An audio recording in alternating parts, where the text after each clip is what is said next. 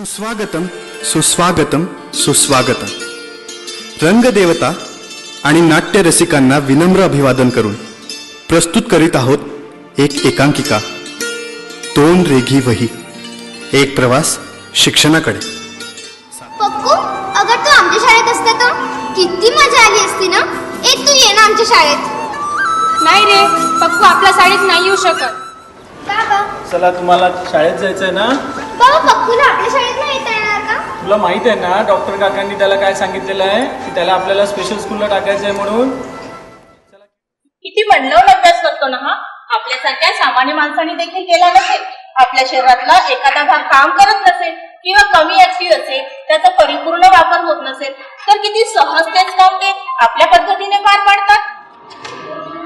माझा विचार आहे की त्याला सामान्य शाळेत आपण प्रवेश द्यायचा. अहो, सामान्य शाळेत? अहो, कसं शक्य आहे? मला नाही घालायचंय त्याला सामान्य शाळेत. उगाच मला त्रास नको. तिथे त्याला कशी ट्रीटमेंट मिळेल, कसं वागवतील कुणाच ठाऊक. सर नमस्कार. नमस्कार. बोला. रमेश भोसले. बोला, काय काम होतं? सर, आमचा मुलगा कर्णबधीर आहे. हा. आम्हाला त्याला सामान्य शाळेत प्रवेश द्यायचा आहे. ओके. त्याची फार इच्छा आहे. हा. पण सर हे शक्य आहे का? वा, का शक्य नाही? अहो, फार चांगला विचार आहे तुमचा. कारण मुळात त्याकरीत असता आमचा उपक्रम आहे. अहो, सामान्य शाळेत शिकणे हा तर त्यांचा हक्कच आहे. म्हणूनच नागपूर महानगरपालिकेतर्फे सर्व शिक्षा अभियान अपंग समावेशी शिक्षण उपक्रम राबविला जात आहे. आणि केंद्र शासन, राज्य शासन यांचेही उपक्रम आहेतच. जेव्हा आपण शाळेत जात होतो तेव्हा आपली अक्षरे बघा, नीट, व्यवस्थित आणि सुरेख यावी याकरिता आपण दोन रेघी वहीचा वापर करतो. ही दोन रेघी वही म्हणजे आपलं आयुष्यच बरं. पहिली रेघ म्हणजे ध्येयाची आणि दुसरी रेघ म्हणजे विश्वासाची. आपल्या ध्येयासोबत आपला विश्वास जर असेल ना तर 100% सांगतो आपण नक्की यशस्वी होणार. अरे बाबा, छान. अरे वा वा प्रकाश वा. कलाकार हा कलाकार असतो. कोणी बोलून दाखवतं तर कोणी कृती करून. सविता, आपण सगळे बोलणारे कलाकार आणि प्रकाश हा कृती करून दाखवणारा.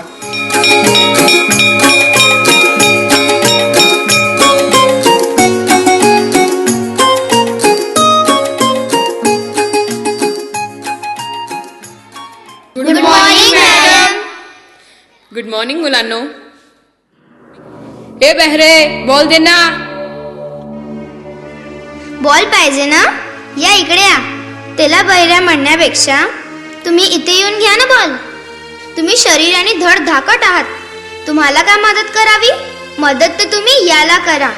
कोणाच्या शरीराचा भाग ऍक्टिव्ह नसेल तर त्याला न चिडवता मदत करायला पाहिजे.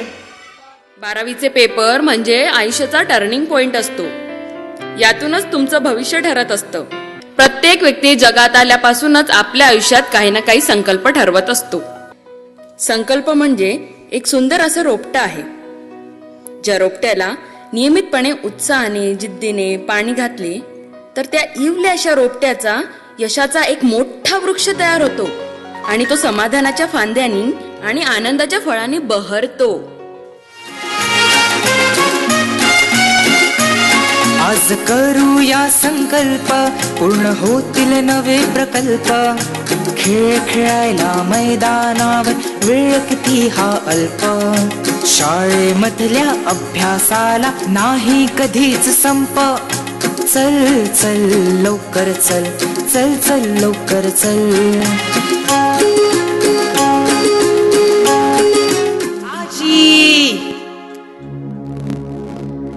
डोळ्याखाली सरी, डोळ्याखाली सरी. आयुष्य हे आपुले साथ देव खरी. बेटा, तुझी आजी गेली पण तुझ्यासाठी काही ठेवून गेली. का? तिची फार इच्छा होती की तिच्या नातूने खूप मोठं व्हावं. आता पुढे काय करायचं ठरवलंस? सॉफ्टवेअर इंजिनियर व्हायचं.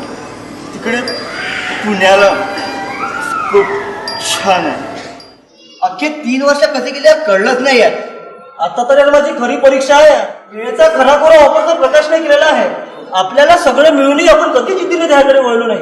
पण मानना पडेगा यार, या प्रकाशने माझ्या जीवनातला अंधार दूर करून टाकला आहे. बरोबर आहे की नाही? चला तर मग आपण पण आपल्या जीवनाचं सार्थक करूया. निदान प्लेसमेंटची तयारी करूया. बघा त्या प्रकाशने काय केलं, असं असून सुद्धा त्यांनी एवढं काय केलेलं आहे की नाही? करायला पाहिजे आपल्याला पण काहीतरी. अच्छा सांग प्रकाश, तुला माझ्या कंपनीत का बरं म्हणून मी जॉबला ठेवावं असं तुला वाटतं? सर, माझं स्वप्न होतं, मला सॉफ्टवेअर इंजिनियर व्हायचं होतं. आणि हे स्वप्न पूर्ण करण्यामागे माझे आई बाबा आणि इतर लोकांनी मला मदत केली आहे. आणि का म्हणून हवं आहे हे जर बघायचं असेल तर मला तुमच्या कंपनीत काम करावं लागेल ना आधी. अच्छा मला सांगा, मला याला जर सिलेक्ट झालं हे सांगायचं असेल तर कसं सांगावं लागेल? You are selected. अच्छा प्रकाश, तुम्ही सिलेक्ट झाला आहात. Thank you. Thank you very much sir. Well done, good job. धन्यवाद, खूप खूप आभार. माझ्या आनंदात तुम्ही सहभागी व्हायला आलात याबद्दल खरंच तुमचे खूप आभार. माझ्या आई वडिलांनी मला सामान्य शाळेत टाकण्याचा निर्णय नसता घेतला तर आजही मी समाजाचा उपेक्षित म्हणून जगत आलो असतो. पण त्यांच्या त्या एका निर्णयामुळे आज मी आयुष्यात काहीतरी मिळवलंय आणि याकरिता समाजातल्या अनेक घटकांनी मला मदत केली.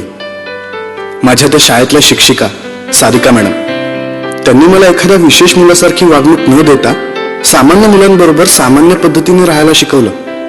माझी मैत्रीण कीर्ती, हिने सुद्धा फार मदत केली अगदी लहानपणापासून. तिने माझ्याकडे कधीच विशेष मुलासारखं बघितलं नाही, त्यामुळे तिचे पण आभार. आणि या अख्ख्या समाजाचे आभार ज्यांनी माझा स्वीकार केला. आज माझ्या कुटुंबामुळे, शिक्षकांमुळे आणि माझ्या आजीमुळे मला प्रेरणा मिळाली. मित्र, आयुष्यात आपण आलो की आपल्याला एक प्रवास करायचाच असतो, जन्मापासून ते मृत्यूपर्यंत. आणि या प्रवासाचा आनंद आपल्याला घेता आला पाहिजे. आपण शेवटी ज्या स्तरावर पोहोचणार आहोत तिथे कधी ना कधी पोहोचणारच आहे. That's why forget about destination, just enjoy the journey. But when we really enjoy the journey we will definitely love the destination. आणि हा जाता जाता एकच सांगू इच्छितो, खरंच आयुष्यात कधीही कोणत्याही व्यक्तीला कमी लेखू नका. धन्यवाद.